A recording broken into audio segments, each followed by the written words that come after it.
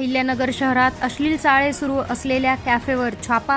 अहिल्यानगर शहरातील बालिकाश्रम रस्त्यावर अश्लील चाळे करण्यासाठी जागा उपलब्ध करून देणाऱ्या गोल्डन कॅफेवर तोफखाना पोलिसांनी पुन्हा छापा टाकून कारवाई केली आहे। कॅफेचा मालक ओंकार ताठे वय वर्ष 24 याच्या विरुद्ध गुन्हा दाखल करण्यात आलाय।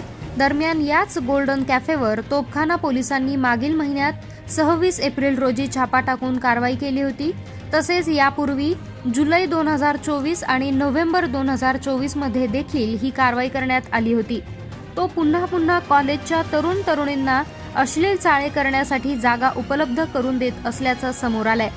जागा उपलब्ध करून देत असल्याचे समोर आले असल्याने पोलीस निरीक्षक आनंद कोकरे यांना बातमीदारामार्फत मिळालेल्या माहितीच्या आधारे गुन्हे शोध पथकाचे पोलीस उपनिरीक्षक शैलेश पाटील आणि पोलीस अंमलदार यांनी रविवार दिनांक 11 मे रोजी गोल्डन कॅफेवर छापा टाकला। छाप्यादरम्यान कॅफेमधील फर्निचरच्या कंपार्टमेंटच्या आडोशाला काही तरुणी अश्लील चाळ्यांमध्ये गुंतलेले आढळून आले। पोलिसांनी कारवाई करत कॅफेचा मालक ओंकार ताठे विरोधात गुन्हा दाखल नोंदवला आहे। दरम्यान ओंकार ताठे हा वारंवार तरुणींना अश्लील चाळे करण्यासाठी जागा उपलब्ध करून देत असल्याचं पोलिसांनी केलेल्या कारवाईतून समोर आलंय। त्याच्यावर कठोर कारवाईची मागणी देखील आता होतीये।